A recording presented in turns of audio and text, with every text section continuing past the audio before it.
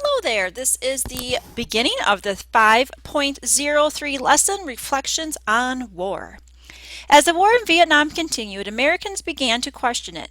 The length of the war, the number of casualties, the draft, the purpose of American participation, and other issues led to protests, marches, and challenges to military service. The war resulted in a communist Vietnam, cost well over 1 million lives, nearly 60,000 of them Americans, and left the United States with wounds that would leave permanent scars. How would the nation recover? And how would Americans memorialize those who died? Goals for this lesson: explain the inequalities of the draft system during the Vietnam War, recognize the major events of the last years of the Vietnam War, and summarize the outcomes and legacy of the war in Vietnam. Don't forget to go to lesson resources and grab your reading guide and lesson answer key, and you'll also be filling out the what happened where activity later on. So we're going to start with page 839 to 845. A nation divided. Back home, public opinion about the war was shaped by the reporting of journalists who traveled freely through the war zone. Among them are cameramen and reporters from the television networks. Vietnam would become America's first television war, with footage of battles broadcast into people's homes every evening. One writer later called Vietnam the living room war. As the conflict continued with no clear end in sight, the TV coverage caused many people to question the grounds for American involvement in the war. On college campuses, an anti-war movement was gaining momentum. As early as 1965, students and professors held teach-ins, mass discussion sessions to protest what they considered an unjust war. The more moderate protesters argued the United States had no business interfering in what they considered a civil war among the Vietnamese. They especially lamented civilian deaths caused by U.S. bombing. When they demonstrated, they carried signs with slogans like "Unconditional negotiations, yes, Unconditional negotiations, yes. Killing Vietnamese children, no." The more radical protesters took the side of the communists, chanting, "Ho, ho, Ho Chi Minh, the NLF is gonna win." Some anti-war activists, such as the actress Jane Fonda, traveled to North Vietnam to show their sympathy for Ho's regime. The March on the Pentagon. In October 1967, the National Mobilization Committee to End the War in Vietnam, nicknamed the MOB, a coalition of various protest groups and peace advocates, organized a march on the Pentagon. MOB leaders targeted the Pentagon for its symbolic power as the headquarters of what Eisenhower had called the military-industrial complex. The protest began with a gathering at the Lincoln Memorial. Among those who addressed the crowd were Dr. Benjamin Spock, author of the child care manual that had influenced millions of parents of baby boomers, and now a fervent anti-war activist. Another noted author, Norman Mailer, was arrested during the protest. In 1968, Mailer would publish an award-winning account of the protest, The Armies of the Night. From the Lincoln Memorial, protesters marched to the Pentagon. Accounts of their numbers vary. Government accounts say as few as 35,000, while organizers of the march reported some 100,000. Whatever the quantity, the marchers were a diverse group. Anti-war sentiment was no longer limited to a radical fringe, but spread throughout much of the American population. Along with many young students, there were middle-aged professors in coats and ties, women's groups, civil rights activists, and Vietnam veterans. The government was prepared to keep order with more than 12,000 soldiers and law officers stationed along the march route in the Pentagon. At first, the protest was mostly peaceful. Some placed flowers into the barrels of the rifles held by the guards. A few hundred of the most radical protesters hurled garbage and insults at the troops surrounding the Pentagon, and about 30 broke through the line of guards and rushed the building. As guards used rough force to try to clear the area, 4 dozen people, including both protesters and guards, were injured. In the end, about 680 people were arrested. Hawks and doves. As President Johnson escalated the war and U.S. troops suffered more casualties, the American government divided into two opposing groups. On one side were the Hawks, who wanted further escalation. On the other side were the Doves, who called for a negotiated peace followed by American withdrawal. Senator William Fulbright, chairman of the Senate Foreign Relations Committee, had sponsored the Gulf of Tonkin resolution, but went on to become the most prominent Dove in Congress. Here is the president to negotiate for peace. Johnson felt personally betrayed by the man he started calling Half-Bright.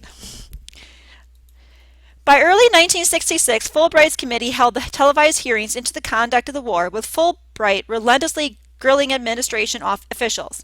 An enraged Johnson blasted Fulbright and his fellow Doves as nervous Nellies who lacked the courage to stand up to communism. In the following year, Senator John Stennis A prominent hawk held hearings of his own and concluded, contrary to Fulbright, that the Johnson administration should step up the escalation. At first, most Americans strongly supported the war, but as the number of Americans killed in action rose from 1,432 in 1965 to 9,463 in 1967, doves began to question the morality of the war effort, while hawks questioned its effectiveness. A poll taken in late 1967 indicated that 44% of the American people wanted the United States to withdraw from Vietnam, while 55% wanted Johnson to get tougher with the communists. And here's a Vietnam era peace poster. As you can see, the dove is a prominent symbol for peace. The draft and class tensions. In the Vietnam War, as in World War II and Korea, the draft was a major source of military manpower, and especially of frontline troops. By 1969, draftees made up 88% of infantry companies serving in Vietnam. In previous wars, those drafted had represented a cross-section of the population. But in Vietnam, roughly 4/5 of the American soldiers came from poor or working-class backgrounds. This imbalance was primarily due to the fact that full-time college students received a deferment, a postponement of service. Because of selective service, the federal agency in charge of the draft allowed full-time students to earn deferments. Relatively few middle-class and wealthy men saw service in Vietnam. Many young middle-class men also obtained medical deferments for allergies, color blindness, even for wearing orthodontic braces. Because working-class men did not enjoy the same access to professional health care, they found it difficult to secure a letter from a physician attesting to their need for a medical deferment. From 3 affluent Massachusetts towns, Milton, Lexington, and Wellesley, with a combined population of 100,000 people, 11 young men died in Vietnam. From the working-class town of Dorchester, with roughly the same population, 42 fell in combat. By the late 1960s, many working-class Americans became increasingly frustrated with the anti-war movement. "I'm bitter," said a firefighter who lost his son in the war. "It's people like us who give up our sons for the country. The college types, the professors, they go to Washington and tell the government what to do, but their sons don't end up in the swamps over there. No, sir, they're deferred because they're in school."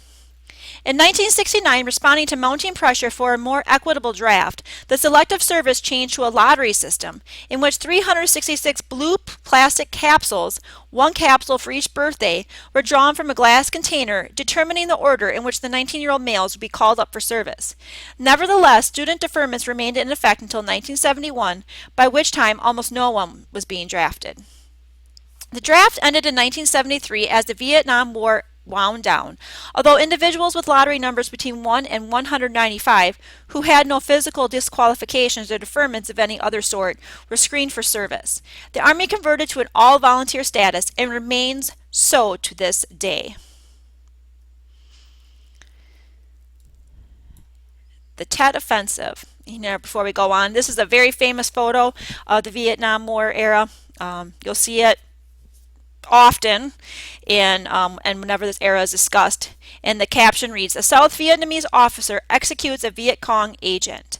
Taken in 1968, this Pulitzer Prize winning photo shocked the world and expressed the brutality of the war. And I think you can see why it so eloquently expresses brutality of the war, being shot right at point blank, right in the head. It's pretty powerful image. The Tet Offensive.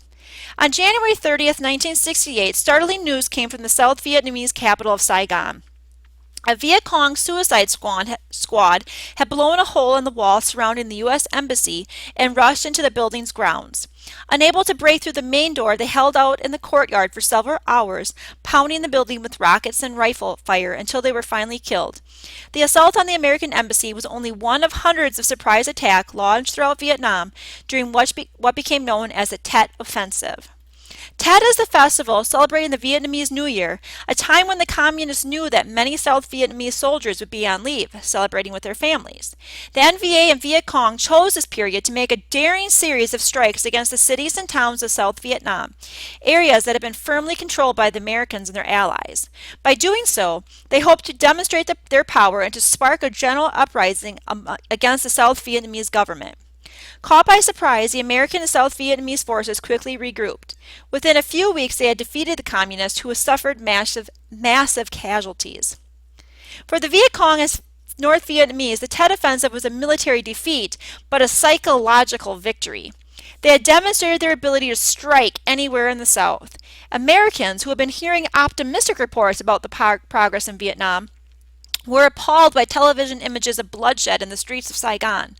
The respected newscaster Walter Cronkite is reported to have snapped, "What the heck is going on? I thought we were winning the war." After traveling to Vietnam to see the situation for himself, Cronkite declared, "It seems more certain than ever that the bloody experience of Vietnam is to end in a stalemate." LBJ steps aside. In polls taken in the weeks after the Tet Offensive, only 26% of Americans said they approved of Johnson's handling of the war. Liberal critics pointed to the war's vast financial as well as human costs. The millions of dollars spent on the war drained money from Johnson's Great Society domestic initiatives. Martin Luther King Jr. denounced the war as an enemy of the poor, diverting resources that could help the needy at home. And here is a picture of Johnson, and you can just see the stress of the war really eating away at him. Johnson faced a presidential election in 1968. As the incumbent, and as you can see what the definition, the incumbent is the person currently holding an office. As the incumbent president, he should have easily won the nomination of his party, but the war had undermined his support among the American people. On March 31st, he told the stunned country, "There is division in the American home now, and holding the trust that is mine as president of all the people, I cannot disregard the peril to the prospect for peace. I do not believe that I should devote an hour of my time to any personal partisan course. Accordingly, I shall not seek and I will not accept the nomination of my party for president." Saddened by the divisions in the nation and worn out by the conflict over his conduct of the war, Johnson decided to give up his political career. In the November 1968 election, the Democratic candidate, Hubert Humphrey, would be defeated by the Republican, Richard Nixon. Nixon in Vietnam. The new president was determined not to suffer the fate of his predecessor. "I'm not going to end up like LBJ," he said, "holed up in the White House afraid to show my face on the street. I'm going to stop that war fast." Although Nixon thought the United States must pull out of Vietnam, he insisted that it must be done in an honorable way. America could not betray its South Vietnamese allies by withdrawing before they were able to fend for themselves. To do so, he asserted, would cause America to lose credibility and prestige among its friends and enemies alike. During the presidential campaign, Nixon had promised to end the war, but in such vague terms that one reporter wrote that Nixon must have a secret plan for getting out of Vietnam. Later, the phrase was attributed to Nixon himself and used by his opponents to criticize him. But after his election, the president did develop a two-part strategy for achieving his goal of an honorable peace. He intended to build up the South Vietnamese forces so they could fight on their own, while at the same time increasing military pressure on North Vietnam. Nixon ordered vast amounts of equipment for the South Vietnamese forces, everything from the newest rifles to ships, planes, and helicopters. At the same time, the United States provided money to improve the pay and living conditions of South Vietnamese soldiers.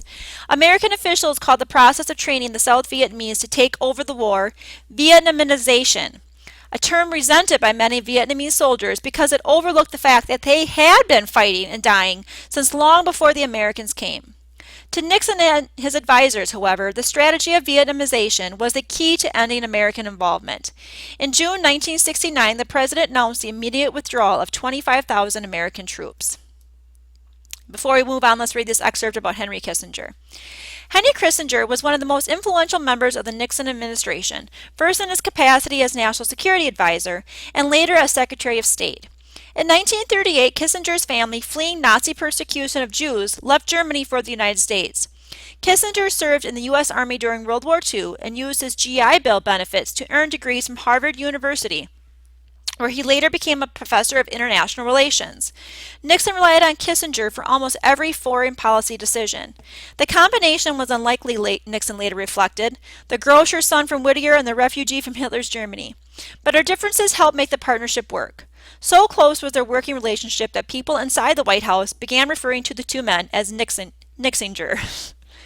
And we'll stop this video here and start with the second one with bombing in Cambodia, negotiating in Paris.